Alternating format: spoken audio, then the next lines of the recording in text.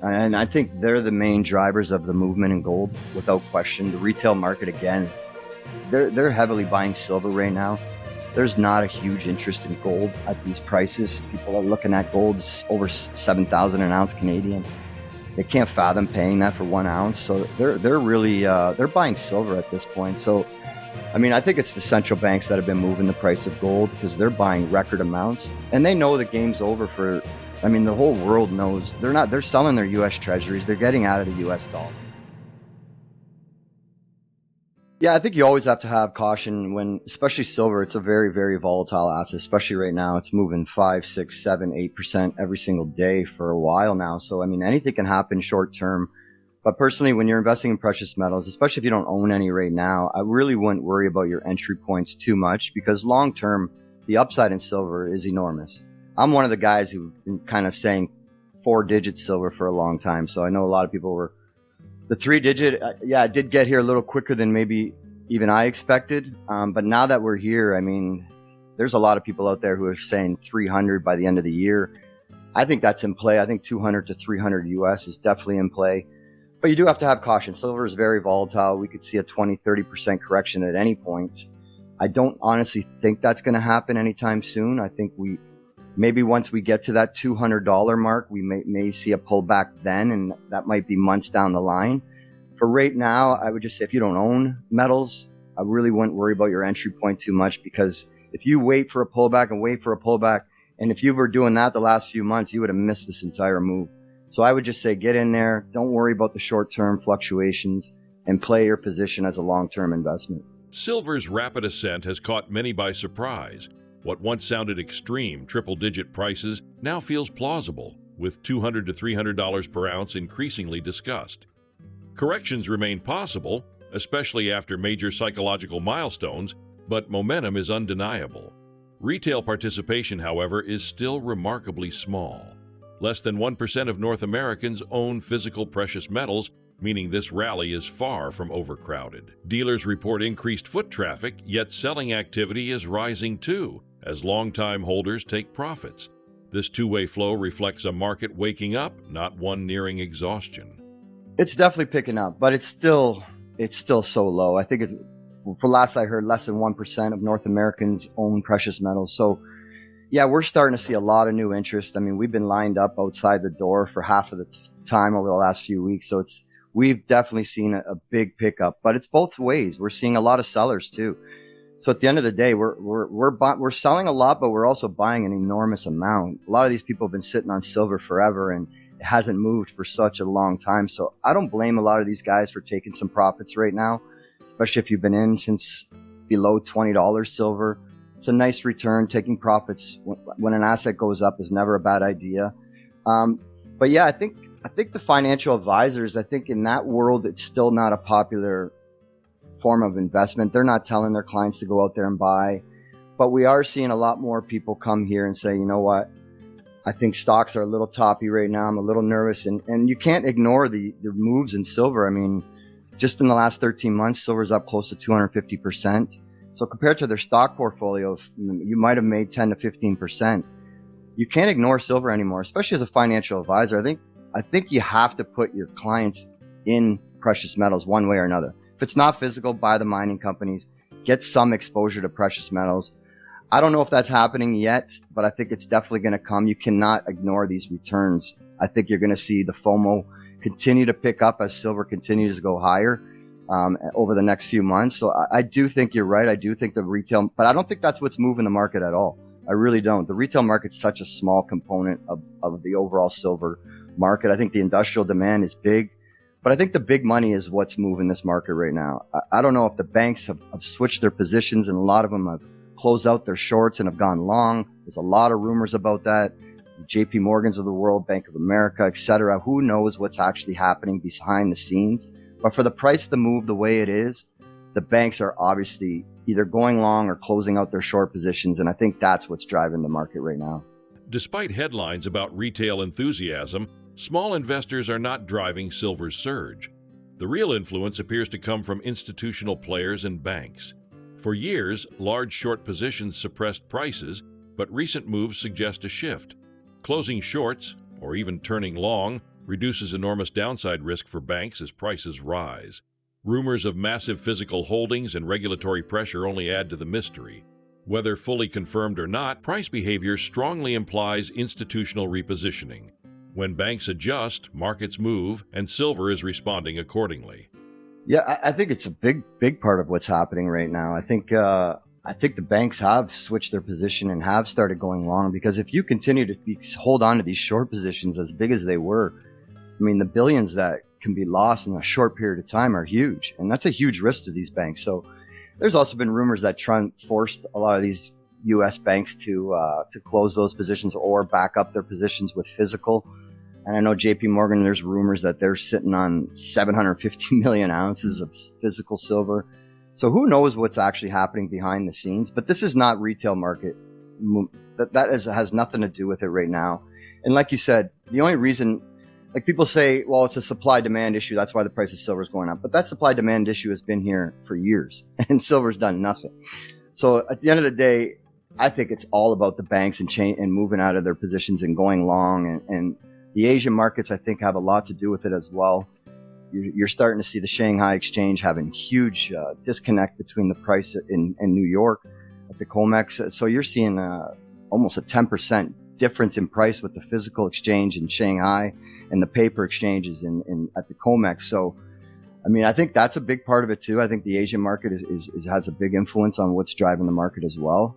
But as far as what banks are doing behind the scenes, it's really, really difficult to say. But I think they're the ones that are moving the price right now. So be cautious. I mean, because at the end of the day, they can go the other way and go heavy short and really tank this market quick. But that'll be a great buying opportunity, because long term, there's no stopping the price of silver at this point. And the one other thing I would touch on is people say, well, why is silver moving so much? Well, silver's got a lot of catching up to do with gold. I mean, the gold price move over the last couple of years has been historic, but silver hasn't really done much. So this last few months, in my opinion, is really just silver catching up to gold.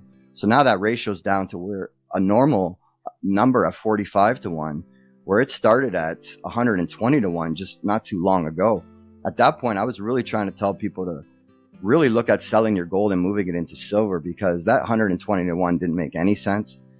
45 to 1 is definitely normal. We're seeing a lot of people coming in and selling their silver and moving it to gold at this point. So that transition has begun, and I think that's going to continue as the ratio continues to go lower, which I do expect. Another powerful force lies outside Western markets. Physical demand in Asia, particularly through Shanghai, has created visible price gaps between Eastern exchanges and Western paper markets. At times, premiums approach 10%, highlighting stress between physical availability and derivative pricing. This disconnect suggests growing skepticism toward paper silver. Industrial demand from solar energy to electronics adds further pressure, but the imbalance has existed for years. What's new is who's acting on it. Asian markets and large capital flows appear to be accelerating a long-delayed price realignment. And you mentioned four-digit silver. There's probably only one other person I've talked to on this show who's mentioned that, and that would be Lynette Zhang. How realistic is that proposition in the years ahead, in your view? And also, what type of world would that be? Because a lot of people will say, okay, sure, silver could go to 4 digits, but in that scenario, a loaf of bread will be $100, or we'll be in a world full of geopolitical chaos and massive debasement of fiat currencies. And so maybe that's not a world that you want to live in. What are your thoughts there on that potential trajectory to a 4-digit silver price? Well, we'll start with $1,000 silver. In my opinion, as far as the $1,000 silver, I think we're going to go to even much higher than that. 1, 2, 3, even 3,000 potentially. It really depends where the price of gold goes. I mean, a lot of people are throwing out numbers like 20,000 gold. If gold goes to $20,000, I think eventually we're going to get to a 10-to-1 ratio. So that would bring silver to $2,000. So it's not such a stretch. Even if you look back at that 1980 number, and you inflation adjust that number of $50 to today's dollar terms, and you use the old way they used to calculate inflation, we're close to $700 US. So I know people look at that $100 silver now and think it's expensive, and they're like, well, I think I missed it. We're not even close to where silver is going to be going. Gold's not done moving. I mean, the recession hasn't even been announced yet. The wars can escalate drastically.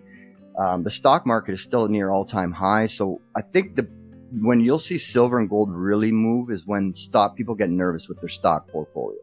So right now the retail market isn't as busy in silver as it should be because I think people are still somewhat happy with their stocks. I mean, they meet with their advisors, they're making their 10 to 15% in their mind. That's good.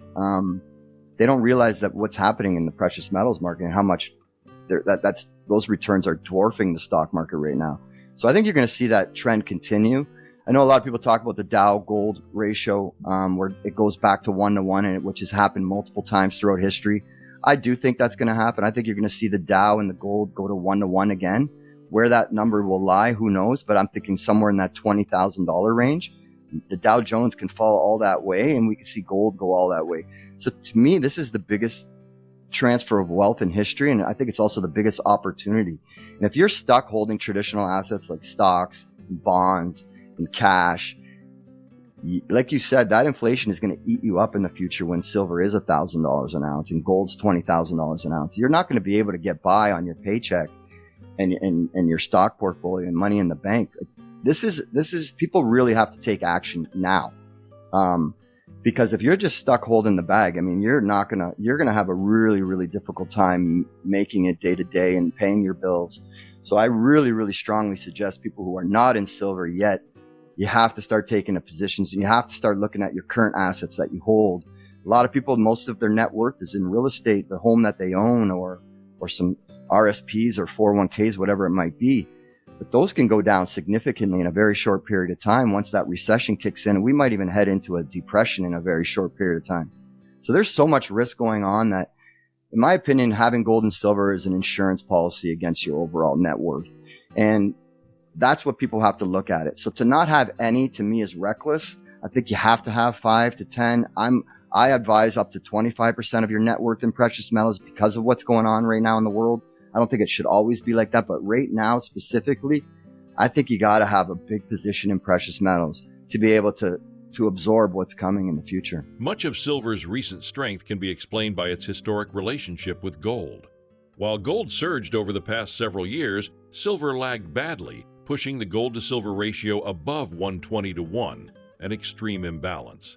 As that ratio normalized toward the 40s, silver began its catch-up phase. Now, some investors are rotating back into gold, signaling a new stage in the cycle. If gold continues higher, silver could follow again. In extreme scenarios, 4-digit silver becomes less unthinkable than many assume. Yeah, I'm super bullish on gold as well. I mean, I don't think the central bank buying is going to stop. And I think they're the main drivers of the movement in gold, without question. The retail market, again, they're heavily buying silver right now. There's not a huge interest in gold at these prices. People are looking at gold over 7,000 an ounce Canadian. They can't fathom paying that for 1 ounce. So they're really they're buying silver at this point. So, I mean, I think it's the central banks that have been moving the price of gold because they're buying record amounts, and they know the game's over for. I mean, the whole world knows they're selling their U.S. treasuries. They're getting out of the U.S. dollar, and they're moving into gold. I mean, just look at the performance of gold over the last few years. I mean, why would you want to own bonds? Why would you want to sit in US dollars and take on that kind of risk? And I think you're already seeing that. The whole world is, China, Japan, I mean, the whole world is selling US treasuries. And I think that's just going to continue as the dollar continues to collapse like it has been over the past few months. There's been a lot of talk about gold potentially re-entering the monetary system in one form or another. We obviously have the narrative surrounding BRICS and their potential to trade among member nations with a gold-backed currency. There's talk about gold-backed 50-year and century bonds being issued by the US, possibility of digital gold on the blockchain backed by physical being used to transact. I think the World Gold Council is actually working on that right now. How do you see the monetary future of gold unfolding up ahead? Oh, it's a good question. I definitely think gold is going to be a part of our monetary system. How that all unfolds, it's really, really difficult to say. Who's going to be first? I know BRICS is really close to that unit getting started. They're going to be backing it by 40% gold.